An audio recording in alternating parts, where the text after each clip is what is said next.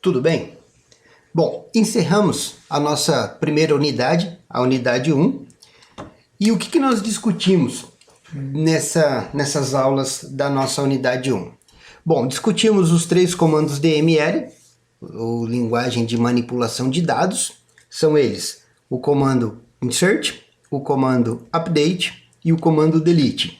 Vimos as variações sintáticas, aquilo que é obrigatório, aquilo que é opcional. Então no insert, por exemplo, nós vimos lá a utilização do, após o nome da tabela, entre parênteses, colocar as colunas que vão receber os valores, né? Posso ou não colocar isso daí, então fica a meu critério essa utilização, né? Qual a vantagem de se colocar, qual a desvantagem. Então nós discutimos tudo isso no momento da utilização desse comando.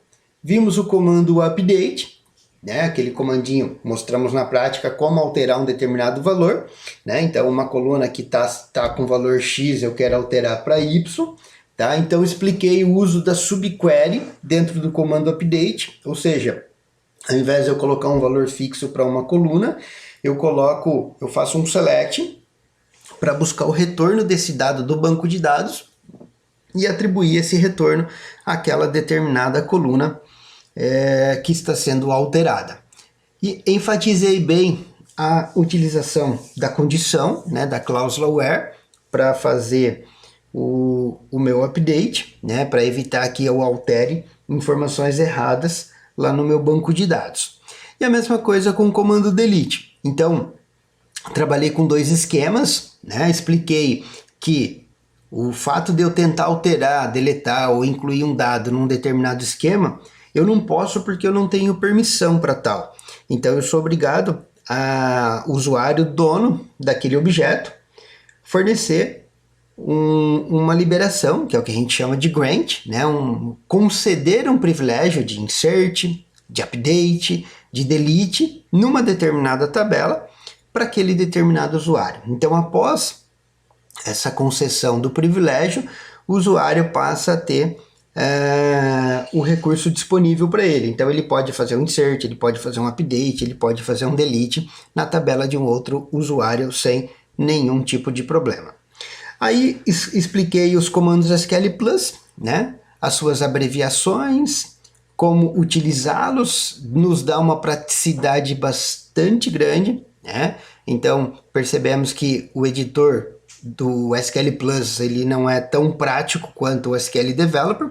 Então, por exemplo, se eu estou numa linha, dou um Enter e eu quero voltar para a linha anterior para alterar aquilo que eu havia digitado, eu não consigo, eu não tenho esse recurso.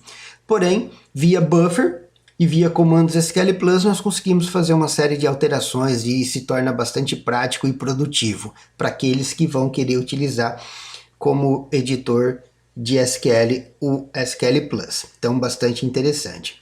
E finalizamos trabalhando com os operadores, com vários exemplos de SQL. Então, mostrei o like, o not like, o between, o not between, o in, o not in, o maior, maior igual, menor, menor igual, o diferente. Então, são vários operadores extremamente interessantes. O operador AND, o OR, os operadores lógicos, operadores de concatenação, né, que eu junto uma coluna com um texto, com outra coluna. Então são operadores importantíssimos para nós no dia a dia. Usamos com certeza diariamente esses operadores.